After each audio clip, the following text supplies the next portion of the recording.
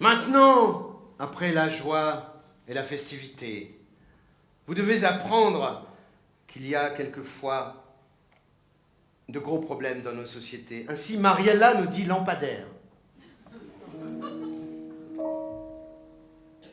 Ne croyez pas qu'à toutes les époques, il y avait suffisamment de lampadaires dans les rues, non.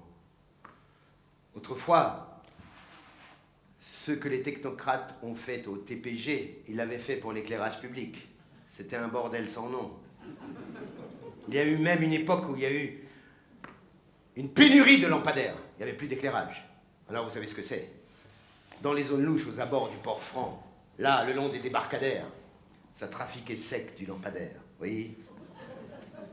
Il y avait Carassin doré, dit Poisson rouge, qui était une petite frappe, un danger public. Carassin doré était un mafieux, on peut le dire. C'était un dur. Lui, il avait stocké beaucoup de lampadaires parce qu'il avait acheté ça à l'époque où l'électricité n'existait pas encore. Ouais. Il avait eu du flair. Il avait racheté tous les becs de gaz et autres luminaires. Il avait stocké. Mais de l'autre côté, il y avait un autre malfrat à la gourmandise abracadabrantesque. Ouais. Il s'appelait, je vais vous le dire tout de suite, il s'appelait Philippe San Francisco. On l'avait surnommé San Francisco parce qu'il se la jouait « je suis un saint ». Mais au fond, ses intentions étaient très agressives. Il voulait remporter le marché du lampadaire. Alors, ça négociait ferme. À votre place, je ne traînerai pas trop dans le quartier. Parce que la guerre du lampadaire, mesdames et messieurs, a fait beaucoup de dégâts collatéraux.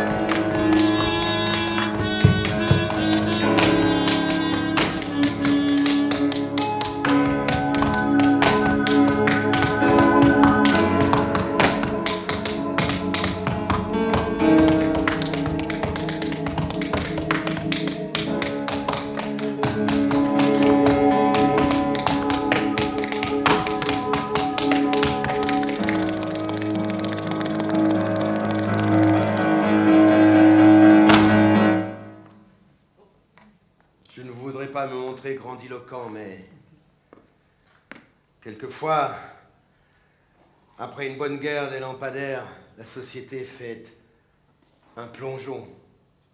Et là, quand la lumière s'éteint, comme nous l'a dit Vincent, vous n'avez plus qu'à dire bonsoir.